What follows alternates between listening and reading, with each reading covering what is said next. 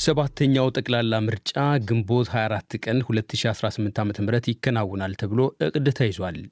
ሀገራዊና ክልላዊ የፖለቲካ ድርጅቶች በአሁኑ ወቅትም ሆነ ቀደም ብሎ እየተቋቋሙ ነው። በሌላ በኩል ኢትዮጵያ የምትከተለው የአብላጫ ድምፅ የምርጫ ስርዓት ለብዙ መራጮች ድምፅ መባከን ምክንያት ሆኗል በሚል ፓርቲዎች ቅንጅትና ጥምረት ሲመሰርቱም እየተስተዋለ ነው። ለመሆኑ የፖለቲካ ድርጅቶች ምን ያህል የሚጠበቅባቸውን ንቅናቄ እያደረጉ ነው? የፖለቲካ ፓርቲ ማደራጀት ህገ መንግስታዊ መብት የመሆኑን ያህል መብዛታቸው ለሀገር ጥቅም ወይስ ሌላ ዓላማ? ይህ እውነት ኢትዮጵያን ጠቀመ አሊያስ ጎዳ እያለ ያጠይቃል። የአዲስ አበባ ወኪላችን ሰለሞን ሙጬ በዘገባው እንከታተል። ኢትዮጵያ የምርጫ ስርዓቷ አብላጫ ድምፅ የሚባለው ሲሆን ለህዝብ ተወካዮችም ይሁን ለክልል ምክር ቤቶች ለውድድር ከቀረቡ ተፎካካሪዎች አብላጫ ድምፅ ያገኘው ስልጣን የሚይዝበት ነው። ለዚህ ሲባል ደግሞ ማንኛውም ኢትዮጵያዊ የፖለቲካ ፓርቲ የማቋቋም መብት አለው ተብሎ በሀገሪቱ የምርጫ ህግ ተደንግጓል። በዚህ መነሻ ከ4 ዓመታት በፊት ፓርቲዎች 108 ደርሰው ነበር። የኢትዮጵያ ብሔራዊ ምርጫ ቦርድ አሁን አመልክተው በሂደት ላይ ያሉትን ሳይጨምር እውቅና የሰጣቸው 23 ሀገር አቀፍና 44 ክልላዊ በድምሩ 67 የፖለቲካ ድርጅቶች እንዳሉ በድረገጹ ላይ ይፋ አድርጓል። የፓርቲዎች ቁጥር መብዛት የፓርቲ ዲሞክራሲ ምህዳር መስፋት ምልክት ነው የሚሉ የመኖራቸውን ያህል በመደራጀት መብት ስም የፖለቲካ ድርጅቶች ቁጥር መብዛት ከሀገር ጥቅም ይልቅ ሌላ ዓላማ ያለው ስለመሆኑ ሙግቶች አሉ። እስካሁን የተደረጉ አብዛኞቹን ምርጫዎች የታዘቡት አቶ ታደለ ደርሰም ከክርክሩ አራማጆች አንደኛው ናቸው።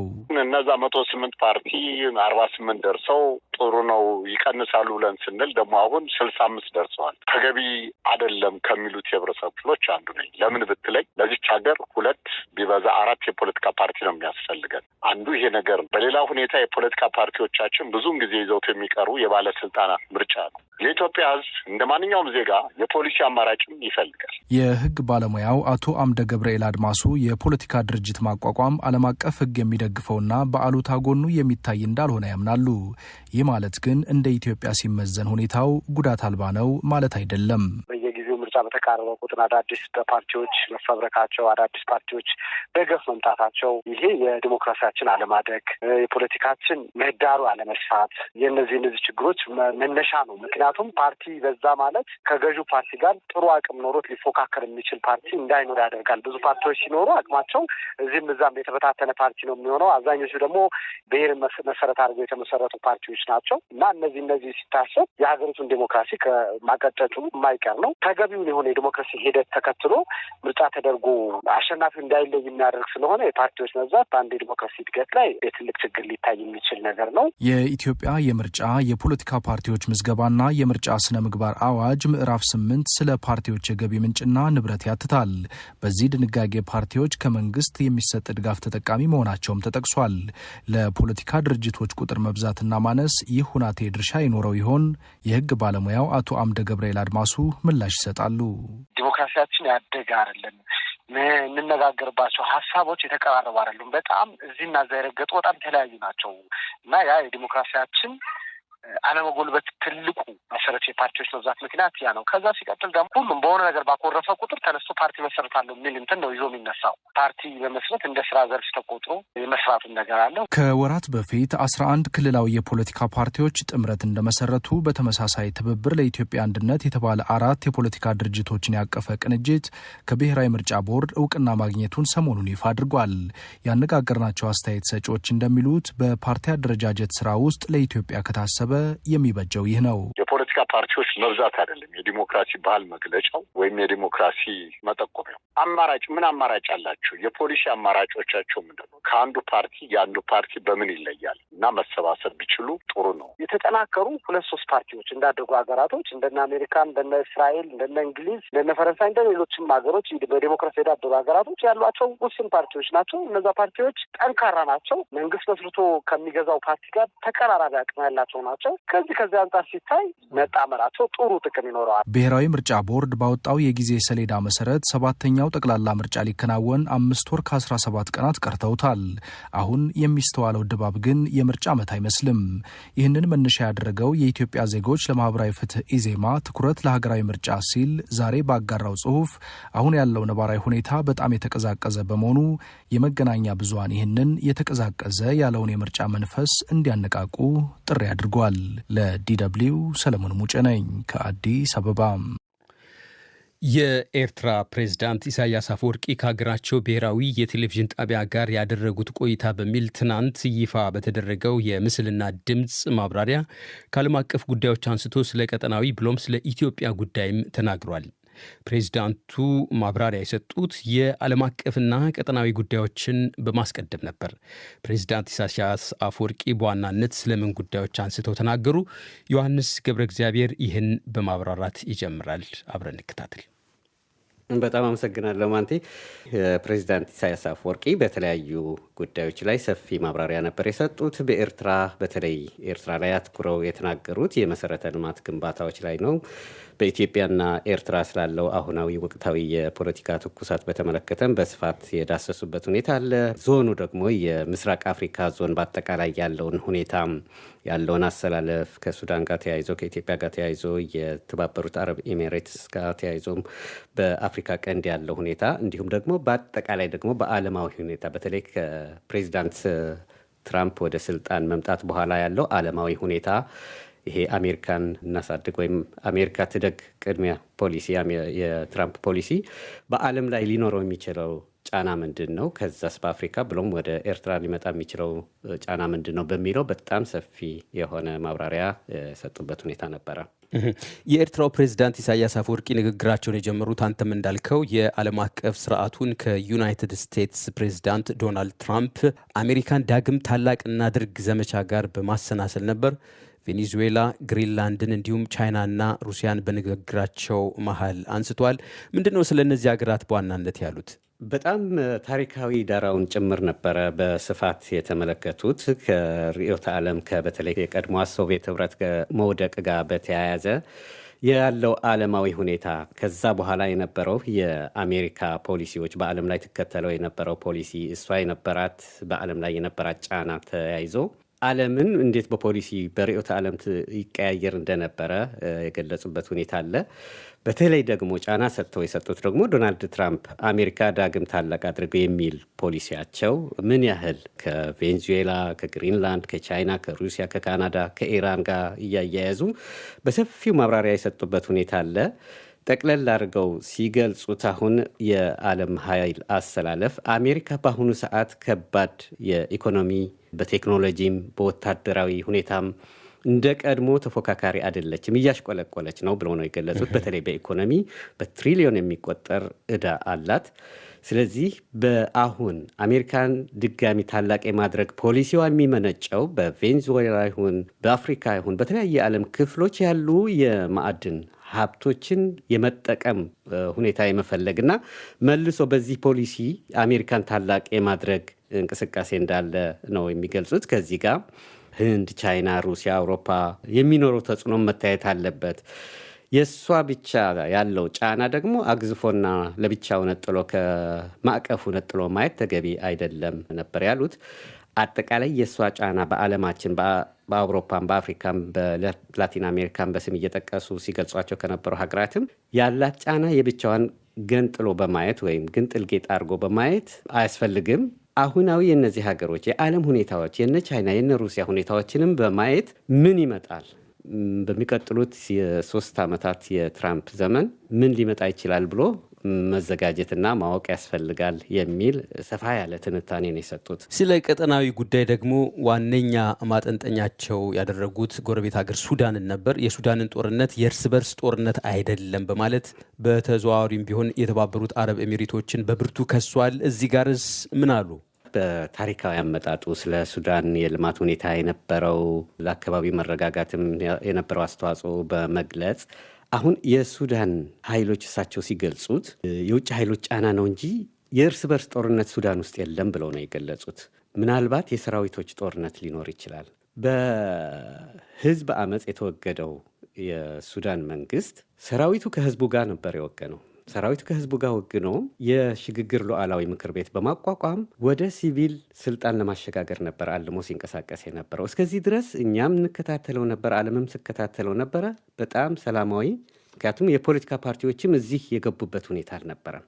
ስለዚህ የሱዳን ሰራዊት የሉዓላዊ የሽግግር ምክር ቤት አቋቁሞ ወደ ዲሞክራሲ ወደ በህዝብ የተመረጠ መንግስት ለማሸጋገር እንቅስቃሴ በሚያደርግበት ሰዓት የውጭ ጫና መጣ። የተባበሩት አረብ ኤሜሬትስ ብለውም ጠቅሰዋል። ይሄ ደግሞ በኩርዱፋን ይሁን በማዕከላዊ አፍሪካ በተለይ ደግሞ በኢትዮጵያ በኩልም አድርጎ ጦርነት በማካሄድ ሱዳንን መቆጣጠር ነው። ሱዳንን ከተቆጣጠርክ ደግሞ አካባቢውን የመቆጣጠርና እዛ አካባቢ ያለውን ነገር ለራስ ጥቅም የመዋል ሁኔታ ስላለ ይህንን ለመቆጣጠር ነውና የተባበሩት አረብ ኤሜሬት የውጭ እጅ በመግባቱ ነው እንደዚህ የተባባሰው እንጂ ሱዳን ውስጥ የእርስ በርስ ጦርነትም የለም፣ የሰራዊቶች ግጭት ብለው ነው እሳቸው የገለጹት።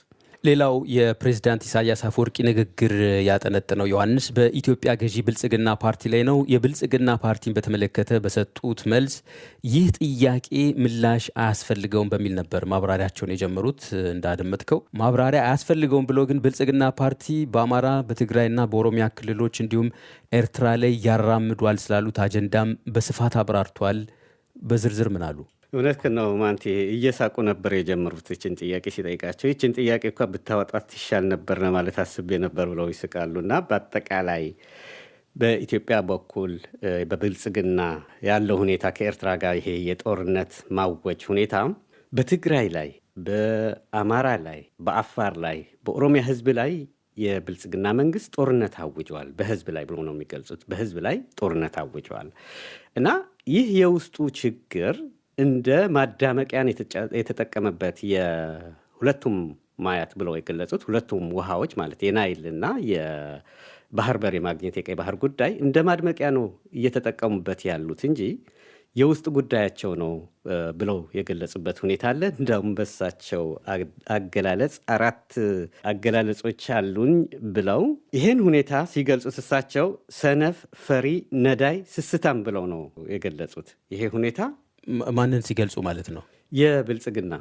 የብልጽግና ፓርቲ ይሄ እንቅስቃሴው የሚመጣው ከሰነፍ፣ ከፈሪ፣ ከነዳይ፣ ከስስታም አይነት ብለው ነው የገለጹት እና እነዚህ ናቸው ቀንደኛ መገለጫዎቹ ለዚህ ሁሉ የጦርነት አዋጅ፣ የዚህ ሁሉ እንቅስቃሴ ምክንያቶች ከእንደዚህ አይነት ስለ አእምሮ የሚመጣ ነው የሚል አይነት አገላለጽ ተጠቅመው ነበር የገለጹት። በብልጽግና ፓርቲ አጀንዳ ልንረበሽ አይገባም ሲሉም ተደምጧል።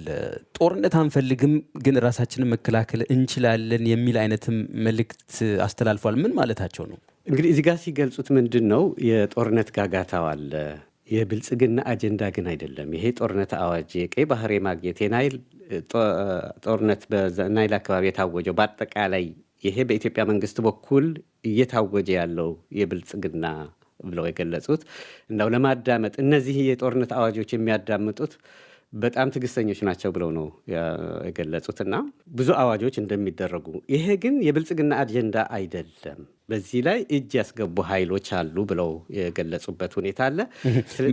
ጠቅሷሉ፣ ግን እነዚህ አልጠቀሱም። የብልጽግና አጀንዳ አይደለም ግን ይታወቃል። ቅድም ከምን ጋር ያይዘውታል? የሱዳን ሲገልጹ ስለነበረ ይህም ከሱዳን ተለይቶ የሚታይ አይደለም፣ ከሱዳን የገለጽኩት ነገር ተለይቶ የሚገለጽ አይደለም ብለው ገልጸውታል። ስለዚህ በደፈናው ማንን ሊጠቅሱ እንደፈለጉ ያው ይታወቃል ማለት ነው፣ ቃል በቃል ባይገልጹትም እና ለጦርነት በትግራይ ይምጡ፣ በአማራ ይምጡ፣ በሸዋ ይምጡ፣ በጎንደር ይምጡ፣ በጎጃም ይምጡ የምናውቀው ነገር የለም፣ ግን እየፎከሩ ነው። ይሄ አንድ ተረት ጠቅሰው አንድ አባት ስማቸው ጠቅሰው የገለጹት ነገር አለ። እንደሳቸው ብለው የገለጹት ምንድን ነው? በቃ እኛ ስራችን ነው መስራት ያለብን፣ እነሱ የፈለጉት ይበሉ፣ በእነሱ አጀንዳ እነሱ በጋበዙን አጀንዳ ላይ ገብተን ጊዜያችን የምናሳልፍበት ሁኔታ የለም። እኛ አጀንዳችን ልማት ነው፣ ልማታችን እንሄዳለን። ሆኖም ግን ይላሉ፣ ሆኖም ግን እኛም የመከላከል መብት አለን፣ ይሄ መብታችን ደግሞ ለማንም አሳልፈን አንሰጥም የሚል ማብራሪያ የሰጡት ማንቴ። ዮሐንስ፣ እንግዲህ በዚሁ እኛም የውይይታችንን እናቀውም።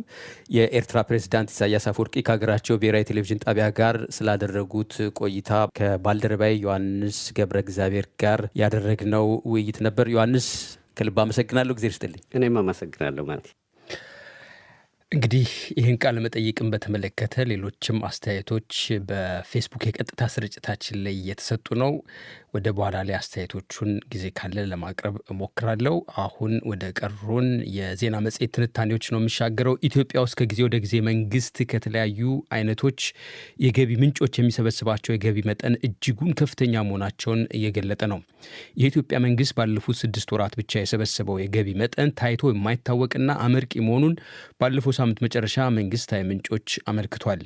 አስተያየታቸውን ለዶቼ ቬለ የሰጡ የምጣኔ ሀብት ባለሙያዎች ግን ከፍተኛውን ገቢ መሰብሰቡ ብቻውን በዘላቂነት የኢኮኖሚውን ስብራት መጠገን አይችልም ይላሉ። የአዲስ አበባ ወኪላችን ስዩም ጌቱ ተጨማሪ አለው። የኢትዮጵያ መንግስት ኮሚኒኬሽን አገልግሎት ሚኒስቴር በባለፈው ሳምንት የመጨረሻ ቀናት ባወጣው መግለጫ ባለፉት 6 ወራት እንደ ሀገር ተከናወነ ባለው የተቀናጀ ስራ ከ704 ቢሊዮን ብር በላይ ገቢ መሰብሰቡን አስታውቋል። የገቢዎች ሚኒስቴርም በ6 ወራት የገቢ አፈጻጸም ሪፖርቱ እንዳመለከተው ኢትዮጵያ በ6 ወራት መሰብሰብ የቻለችው ከ704 ቢሊዮን ብር የሚልቅ ገቢ ለዓመታት ሲሰበሰብ ከነበረው ገቢ የሚተካከል ነው ብለዋል። አስተያየታቸውን ለዶይቼ ቬለ የሰጡ የፋይናንስ ባለሙያ ዶክተር አብዱል መናን ሞሐመድ መንግስት የሀገር ኢኮኖሚ እድገትን ይደግፋል በሚል በርካታ የሪፎርም ስራዎችን በማከናወን ገቢን የማሳደግ ስራው ላይ እንዲያተኩር ያስገደደው በቅርቡ ያደረገው የማክሮ ኢኮኖሚ ማሻሻያ ነው ይላሉ። ባለፉት ጥቂት ዓመታት በይበልጥ ደግሞ ባለፈው 1 ዓመት ተኩል አካባቢ ጀምሮ በከፍተኛ ሁኔታ አግሬሲቭ በሚባል ደረጃ የግብር ገቢውን ለመጨመር እየሰራ ነው ያለው። ይሄ ደግሞ የኢኮኖሚክ ማሻሻያው አንደኛውን ወጪሽን ሸፍን ነው። 100% የኢትዮጵያ መንግስት ወጪው መሸፈን ባይችልም ግን ከፍተኛ ሁኔታ የግብር ገቢህን መጨመር አለብህ። እንደ በፊት ገንዘብ ማተም አይችልም የኢትዮጵያ መንግስት እና ወጪውን መሸፈን ስለማይችል አግሬሲቭ በሆነ መልኩ ወጪውን ለመሸፈን አለም ቢባል ቀዳዳ የግብር አይነቶቹን በመጨመር እንደዚሁም ደግሞ ያሉትን ግብሮች አግሬሲቭሊ በመሰብሰብ በጣም አስመራሪ በሚባል ደረጃ ብር መሰብሰብ ላይ ተጠምደዋል። የኢትዮጵያ ገቢዎች ሚኒስቴር በግማሽ ዓመቱ የሰበሰበው ከ704 ቢሊዮን ብር የላቀው ገቢ ለመሰብሰብ ከታቀደው 640 ቢሊዮን ብር ጋር ሲነጻጸር የ110 በመቶ ስኬት እንደሆነም አውስተዋል። የተሰበሰበውም ገቢ ከባለፈው ዓመት 6 ወራት አፈጻጸም ጋር ሲነጻጸር የ63.7 ቢሊዮን ብር ብልጫ ያለው ነው ያለው ሚኒስቴሩ ይህ ስኬት ኢትዮጵያ የውስጥ አቅሟን በማጎልበት እያንሰራራች ለመሆኑ ሁነኛ ማሳያ ተደርጎ የሚወሰድ ነው ሲል ገልጿልም። በግማሽ ዓመቱ ከሀገር ውስጥ ታክስ ከ362 ቢሊዮን ብር በላይ እንዲሁም ከውጭ ንግድ ቀረጥና ታክስ ከ341.9 ቢሊዮን ብር በላይ መሰብሰቡንም ያሳወቀው ሪፖርቱ ይህም ኢትዮጵያ በታሪኳ ከፍተኛውን የገቢ አፈጻጸም ያሳየችበት ሀገራዊ ስኬት ብሎታል። የፋይናንስ ባለሙያው ዶክተር አብዱል መናን ግን ይህ ብቻውን እንደ ስኬት መወሰድ የለበትም በማለት መከራከሪያቸውን ያቀርባሉ። የብሩ መጠን ብቻ የስኬት እንትን ተደርጎ መወሰድ የለበትም። በተለያየ መልኩ ሰዎችን እኮ ከገበያ አስወጥተህ ግብር ልትሰበስብ ትችላለህ። መፈናፈኛ አሳጥተህ እና ዋናው ምክንያት እንዳልኩ ወጪው መሸፈን ስላለበት በከፍተኛ ሁኔታ አግሬሲቭ የኢትዮጵያ መንግስት ግብር መሰብሰብ ላይ ነው። ይህ ደግሞ በጣም ብዙ ቢዝነሶችን እያስመራ ነው። ኢቭን የውጭ ቢዝነሶችን ሳይቀር በጣም ትልልቆቹ ማለት ነው እያስመራ ያለ ጉዳይ ስለሆነ ለአጭር ጊዜ እንደ ስኬት ልናየው እንችላለን። ከፍተኛ ገንዘብ ስለተሰበሰበ ግን አረቀን ስናስበው ግን ብዙ ቢዝነሶች እንደዚህ ተደራራቢ ታክስ የሚመጣባቸውና ከፍተኛ ታክስ የሚመጣባቸው ከሆነ ስራቸውን መተዋቸው ማይቀር ስለሆነ ረዘም ሲል ደግሞ በቆይታ ደግሞ ብዙ ቢዝነሶች ከስራ መውጣታቸው ማይቀር እና ገቢ መሰብሰብ ተገቢ ሆነው ሳለ የሚሰበሰብበት ማሆንም በጣም መታሰብ ያለበት ይመስለኛል። ገንዘቡ መጨመሩ ብቻ እንደ ስኬት ባናየው። ዶይቼ ቬለ ያነጋገራቸውና ድምጻቸውም ስማቸውም እንዳይገለጽ የጠየቁ አስተያየት ሰጪ ነጋዴዎች እንዲሁም በተለያየ ቋሚ ንብረትም የሚተዳደሩ የማህበረሰብ አካላት ዘንድሮ በመንግስት የተጣለባቸው የግብር መጠኑ በከፍተኛ ሁኔታ እንደጨመረባቸው ነው የሚያስረዱት። በዚህም አንዳንዶቹ ተጋኗል ባሉት የግብር መጠን የንግድ ፈቃዳቸውን እስከ መመለስ የሚያደርስ እንደሆነም ነው ያስረዱት። የገንዘብ አስተዳደር ባለሙያው አቶ አብዱል መናን መሰል ሁኔታ በዋናነት በአነስተኛ ንግድ የተሰማሩትን የማህበረሰብ አካላት የሚፈትን ነው ይላሉ። የኢትዮጵያ ኢኮኖሚ በጣም በትልልቅ ቢዝነሶች ላይ እየተደገፈ አይደለም። ትልልቅ ሜጋ የሆኑ ካምፓኒዎች ያሉበት ኢኮኖሚ አይደለም። አብዛኛው ኢኮኖሚው በትንንሽና በዚህ በማይክሮ እና ስሞል ቢዝነሶች ጫንቃ ላይ የቆመ ኢኮኖሚ። ይህ ሴክተር በጣም ከፍተኛ የሆነ የህብረተሰብ ክፍል ስራ የሚፈጠር ነው እና ይህ ሴክተር ላይ በይበልጥ ደግሞ እዚህ ከተማው ሴክተር ማለት ነው ከተማ ላይ ያሉት እነዚህ ትንንሽ ስሞልና ማይክሮ እንትኖች ላይ እና እነሱ ላይ በጣም ከፍተኛ የሆነ ግብር በሚጣልበት ሰዓት ምናልባት ገንዘቡ ይሰበሰብ ይሆናል። በቆይታ ግን እነዚህ ቢዝነሶች ከግጭት መውጣታቸው አይቀርም። በሚወጡበት ሰዓት አንደኛ ከፍተኛ የሆነ የህብረተሰብ ክፍል የሚተዳደርባቸው ነው እና ለስራ አጥነት ይዳረጋል። በሂደት ደግሞ ኢቭን ለመንግስት የሚመጣውን ታክስ ይቀንሳል። በታክስ ጫና ምክንያት ለመንግስት ራሱ የሚመጣው ግብር ነው የሚቀንሰው እና ይህን ነገር በደንብ ማስተዋል ይገባል ብዬ ነው ማስብ። በእርግጥ ኢትዮጵያ ውስጥም ሆነ በበርካታ የአፍሪካ ሀገራት ግብር ባለው አቅም ልክ እንደማይሰበሰብና ባሉት የግንዛቤ ክፍተቶች ብሎም በሚስተዋል ብልሹ አሰራሮች የግብር ስወራዎች በንግዱ ማህበረሰብ እንደሚፈጸሙ በተለያዩ ሪፖርቶችና ጥናቶች ከዚህ በፊት ተመላክቷል። ለዶይቼ ቬለ ዘገባ ስዩም ጌቱ ነኝ ከአዲስ አበባ። የዜና መጽሔት ትንታኔያችን አሁንም እንደቀጠለ ነው። በደቡብ ምዕራብ ኢትዮጵያ ክልል በጉብኝት ላይ የነበሩ 2 የቱርክ ዜጎችና አንድ ኢትዮጵያዊ አሽከርካሪ ማንነታቸው ባልታወቁ በተባሉ ታጣቂዎች ተገደሉ። በክልል በተፈጸመው ጥቃት 2 የቱርክ ዜጎችና አንድ ኢትዮጵያዊ መገደላቸውን ያረጋገጠው የደቡብ ምዕራብ ኢትዮጵያ ሕዝቦች ክልላዊ መንግስት ጥቃት አድራሾቹ የአርብቶ አደር ሽፍቶች ናቸው ብሏል። ሸዋንግዛ ወጋየው ተከታዩን ዘገባ አጠናቅሯል። ታጣቂዎቹ ትናንት ጥቃቱን የፈጸሙት በደቡብ ምዕራብ ኢትዮጵያ ክልል ምዕራብ ኦሞ ዞን ሱሪ ወረዳ ኮካ ተብሎ በሚጠራው ቀበሌ ውስጥ ነው። በቀበሌው ለደቂቃዎች የዘለቀ የተኩስ ሩምታ መስማታቸውን ለዶቼ ቬለ የተናገሩ 2 የአካባቢው ነዋሪዎች በስፍራው ሲደርሱ 2 የውጭ ሀገር ሰዎችና አንድ ኢትዮጵያዊ መልክ ያለው ሰው ተገለው መመልከታቸውን ገልጸዋል። ሱማ ወረዳ ኮካ ቀበሌና በማጂ ወረዳ ልዩ ስሙ 2 ማምረቻ ቦታ ተብሎ የሚጠራበት 2 የውጭ ዜጎች ከነሹፌሩ ተገለው በትላንትናው ቀን ማለት ነው ተገለው ወደ አካባቢያቸው ትላንት በመኪና የተጓጓዙ መሆኑ። ባለሀብቶች ናቸው ወይስ ቱሪስቶች ናቸው? ጎብኚዎች? ቱሪስት ከነሹፌራቸው። አሁን ላይ የሟቾቹ አስክሬን በመከላከያ ሰራዊትና በአካባቢው የጸጥታ አካላት አማካኝነት ወደ ሚዛን ከተማ መወሰዱን ነዋሪዎቹ ገልጸዋል። በአካባቢው አልፎ አልፎ የእርስ በርስ መጠቃቃትና የከብቶች መዘራረፍ መኖሩን የጠቀሱት ሌላው የአካባቢው ነዋሪ በውጭ ዜጎች ላይ ይህን መሰሉን ጥቃት ደርሶ ሲመለከቱ ግን የመጀመሪያቸው መሆኑን ተናግረዋል። ለጉብኝት የመጣ ፈረንጅ የመጀመሪያ ጊዜ ስሰማ ነው እና ምን አይነት ነገር እንደሆነ ባላውቅም ፈረንጅ ላይ እንጃ እነሱ ላይ እንደዚህ አይነት ነገር ተከስቷል። ቢከሰት እንኳን የእኛ ሰው ላይ ዘረፋ ነገር ይከሰታል እንጂ የእኛ ሰው ላይ ነው እንደዚህ አይነት ነገር የሚፈጠረው እንጂ የቱሪስት ላይ እንደዚህ አይነት ነገር እና ይቻላል ማለት ነው እና የመጀመሪያ ነው የምንሳቸው። አሁን ላይ በወረዳው የአገር መከላከያ ሰራዊት አባላትና የክልል የጸጥታ አካላት ቅኝት እያደረጉ እንደሚገኙ አስተያየት ሰጪዎቹ ተናግረዋል። ህብረተሰቡ ጥቃት አድራሾችን በሚመለከት 2 አይነት አስተያየቶች እየሰጠ ይገኛል ያሉት 2 የሱሪ ወረዳ ነዋሪዎች አንዳንዶቹ ከሱዳን የተሻገሩ ናቸው ሲሉ፣ ሌሎች ደግሞ በአካባቢው አርብቶ አደሮች ውስጥ የሚንቀሳቀሱ ታጣቂዎች መሆናቸውን እየተናገሩ ይገኛሉ ብለዋል። ሁሉም ታጥቆ ነው ያለው ህዝቡ ማለት ህዝቡ ስለ አብዛኛውን የበረት ሰብት ምናምን ስለሚጠብቅ ማለት ነው። አብዛኛውን ህዝብ የታጠቀ ነው። ወንዶቹ በቃ የተምታታ ነው። አንዱ ግማሹ ሱርማ ይላል፣ ግማሹ ሱርማ አይደለም ነው የሚለው። ብቻ እኛ አምታተውናል። ለዛ ነው የተምታታ ነው ምልክ እንደዛ ነው። በሱርማ ስም የሚነገድ ነው ምናምን የሚልም አለ። አሁን አንዳንድ የሱርማን ስም ለማጠልሸት ነው የሚልም አለ። ሱርማ ነው የሚልም አለ እና ለዛ የተረጋገጠ ወሬ የለም እኛ ጋር። ከሌላ አካባቢ የመጡ ሰዎች ሳይሆን አይቀራል የምለው ዝርዝር ውስጥ ባልገባ ጥሩ ነው። ምክንያቱም እኛ በዚህ ወረዳ ውስጥ የተከሰተ ስለሆነ ከሌላ አካባቢም አይመጡም።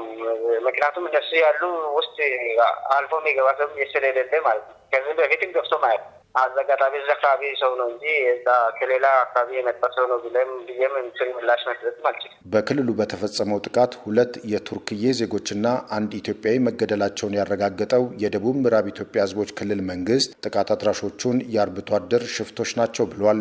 የክልሉ መንግስት የሰፈር ሽፍቶች ሲል በመግለጫው የጠቀሳቸው ጥቃት አድራሾቹ ለዝርፊያ ብለው ክብር የሆነውን የሰው ልጅ ሕይወት አጥፍተዋል። የክልሉ መንግስትና ሕዝብ በጥቃቱ ለጠፋው የሰው ሕይወት የተሰማውን ጥልቅ ሐዘን ይገልጻል። ለሟች ቤተሰቦችና ወዳጆችም መጽናናትን ይመኛል ብሏል። ክልሉ ይህን አረመናዊ ድርጊት የፈጸሙትን ሽፍቶች ተከታትሎ ለሕግ ለማቅረብ የተቀናጀ የጸጥታ ኃይል በማሰማራት ሰፊ የሕግ ማስከበር ስራ እያካሄደ ይገኛል ያለው የክልሉ መግለጫም የአካባቢው ማህበረሰብ እንቅስቃሴያቸውን በመከታተልና ለጸጥታ ኃይሉ አስፈላጊውን ጥቆማ በመስጠት እንዲተባበር ሲልም ጥሪውን አቅርቧል። ለዶቼ ቬለ ሸዋንግዛው ወጋየው ከሐዋሳ። በምዕራብ ወለጋ ዞን ኖሌ ካባ በተባለ ወረዳ በዝርፊያና ግድያ የአካባቢውን ነዋሪ አማረው ነበር የተባሉ ግለሰቦች በቁጥጥር ስር መዋላቸውን የወረዳው አስተዳደር አመለከተም። ግለሰቦቹ መያዛቸውን የሚያሳይ ተንቀሳቃሽ ቪዲዮ ትናንት በማህበራዊ መገናኛ ዘዴዎች በስፋት ተሰራጭቷል። በምስሉ ላይ ግለሰቦቹ ታስረው የሚታዩ ሲሆን በርካታ ቁጥር ያለው ነዋሪ ደስታውን ሲገልጽም ይታያል። ከግለሰቦቹም አንደኛው ለ3 ሰዎች ሕይወት መጥፋት ተጠያቂ ነው ተብሏል። እንዲሁም በቡድን ደግሞ ከ10 በላይ ሰዎችን ሕይወት ማጥፋታቸውን የወረዳው አስተዳዳሪ አቶ አዛቸው ልኪ ተናግሯል። ግለሰቦቹ ከአካባቢው በመሸሽ በሸገር ከተማ ፉሪ በተባለ ቦታ ለወራት ከተደበቁበት በፖሊስ መያዛቸውም ተጠቁሟል። የአሶሳ ወኪላችን ነጋሳ ደሳለኝ ዝርዝር ዘገባም ልኮልናል። ኖሌ ካባ በተባለ አንድ የምዕራብ ወለጋ ዞን ወረዳ ውስጥ ከዚህ ቀደም ስርቆት፣ ዝርፊያና ግድያ ይፈጽማሉ የተባሉ ግለሰቦች ለወራት በተደረገው ክትትል በጸጥታ ኃይሎች መያዛቸውን የወረዳው አስተዳደር አመልክተዋል። ዳንኤል ጸጋይና ኮቶቦ የተባሉ ግለሰቦች ባለፈው ዓመት በግድያና ቁም እንስሳት ዝርፊያ ላይ ተሰማርተው መቆየታቸውን የወረዳው ዋና አስተዳዳሪ የሆኑት አቶ አዛቸው ልኪ ወየሳ ተናግረዋል። ሰኔ 2017 ዓ.ም ዳንኤል ጸጋይ የተባለ ግለሰብ 3 ሰዎችን መግደሉንና በቡድን ደግሞ 10 የሚደርሱ ነዋሪዎች ሕይወት በተለያየ ጊዜ እንዲያልፍ አድርገዋል ብለዋል። በአካባቢው የጸጥታ ችግር ተከስቶ በነበረበት ወቅት ዝርፊያዎች በተደጋጋሚ በግለሰቦቹ መፈጸማቸውንና ከአካባቢው መሰወራቸውን አመልክተዋል። 7 ሰዎች በመሆን ነበር ዝርፊያውን የጀመሩት። ከዝርፊያም በተጨማሪ ሰው ሲገድሉ ነው የነበረው። ዳንኤል ጸጋይ ገለታ የተባለ ግለሰብ በአንድ ቀን 3 ሰዎችን በጥይት ገድለዋል። ከ3ቱ 2 ባልና ሚስት ናቸው። ሌላው ደግሞ እዛው ወረዳ የሚኖር ግለሰብ ነው። ለመያዝ ብዙ ክትትል ተደርጓል። ወደ ሌላ ቦታ በመሸሻቸው በቶሎ መያዝ አልተቻለም ነበር። በሸገር ከተማ ፉሪ ክፍለ ከተማ ታህሳስ 30 2018 ዓ.ም በቁጥጥር ስር ውለው ወደዚህ ወረዳ በመምጣታቸው ህዝቡ ደስታውን እየገለጸ ይገኛል። በኖሌ ካባ ወረዳ በሰኔ ወር 2017 ዓ.ም እህታቸው በግለሰቦቹ መገደሏን የተናገሩት አንድ የአካባቢ ነዋሪ በዛው ኖሌ ካባ ወረዳ በተለያየ ጊዜ ገንዘብና የቁም እንስሳት መዝረፋቸውን አመልክተዋል። ገንዘብ አላመጣችሁም በማለት በርካታ ሰዎች ላይ ድብደባ መፈጸማቸውንና አካል ጉዳት ማድረሳቸውንም አክለዋል። ግለሰቦቹ ስማቸውን በመለወጥ ወደ አዲስ አበባ በመሄድ ለወራት የቆዩ ሲሆን በተደረገው ጥቆማ በቁጥጥር ስር መዋላቸውን ገልጸዋል። ሌሎችን እየዘረፉ ሌሎች ብዙ ሰዎችን ደግሞ ገለዋል። ብር አምጡ በማለት ነው ሰዎችን የሚያሰቃዩት። በአንድ ቀን 3 የሚሆኑ ሰዎችን ገለዋል። ከነዚህም መካከል ባልና ሚስት በአንድ ቦታ ነው የተገደሉት። ይህ ሁሉ ድርጊት የተፈጸመው ከተያዙት መካከል ዳንኤል ጸጋይ በተባለ ግለሰብ ነው። በምዕራብ ወለጋ ዞን ኖሌ ካባ ወረዳና በአካባቢው ነዋሪው ላይ ከፍተኛ ምሬትን ፈጥረዋል የተባሉ ግለሰቦች መያዛቸውን የሚያሳይ ተንቀሳቃሽ ምስል በማህበራዊ መገናኛ ዘዴ በርካቶች በመልካም ጎኑ የተቀበሉት ቢሆንም ሌሎች ደግሞ በሕግ የተያዙ ሰዎች ህዝብ በተሰበሰበበት ማዞርና ማሳየት ከሰብአዊ መብት ጥሰት ጋር በማገናኘት ተችተዋል። በኢትዮጵያ ሰብአዊ መብቶች ኮሚሽን የሰብአዊ መብቶች ክትትልና ምርመራ ስራ ክፍል ከፍተኛ ዳይሬክተር የሆኑት አቶ በዳሳ ለሜሳ በሕግ የተያዙ ሰዎችን አስመልክቶ ማብራሪያ ሰጥተዋል። የተያዙ ሰዎች መሰረታዊ መብቶች አላቸው፣ ሊጠበቁላቸው ሊጣሱ የማይገቡ ወይ ደግሞ ሊታለፉ የማይገቡ መብቶች አሉ ማለት ነው። አንዱ የተያዙ ሰዎች ለኢሰብአዊ አያያዝ መዳረግ የለባቸውም። ሁለተኛ ደግሞ የተያዙ ሰዎች ሰብአዊ ክብራቸውን በጠበቀ ሁኔታ መያዝ አለባቸው ማለት ነው። ከተያዙ በኋላ እንግዲህ የመጀመሪያው ሰብአዊ ክብራቸው በጠበቀ ምንም አይነት ኢሰብአዊ ድርጊት የሚያስከትሉ ድርጊቶች አይፈጸምባቸውም። ከተያዙ በኋላ ወደ ተጠረጠሩበት ጉዳይ ቃል እንዲሰጡ ወይ ደግሞ ፍርድ ቤት እንዲቀርቡ ይደረጋል ማለት ነው። እጃቸው ታስሮ ወደ ፖሊስ ጣቢያ ወይ ወደ ፍርድ ቤት ሊወሰድ ይችላል ማለት ነው በካቴና። ይህ ህግ የሚፈቅደው ነው። ከዛ ውጭ ግን ሰዎችን ወስዶ ከተያዙ በኋላ ለእይታ ማቅረብ፣ አደባባይ ማዞር የሚለው ነገር በህግም ቅቡልነት የለውም። በሀገርም እንደዚህ አይነት ስርዓት የለም። በኖሌ ካባ ወረዳ በሰላማዊ ሰዎች ላይ ጉዳት አድርሰዋል ወይም ዝርፊያ ፈጽመዋል የተባሉ ሌሎች ተጨማሪ ግለሰቦች ላይ ክትትል እያደረገ እንደሚገኝ የወረዳው አስተዳደር አመልክተዋል። ለዲ.ደብሊው ዘገባ ነጋሳ ደሳለኝ።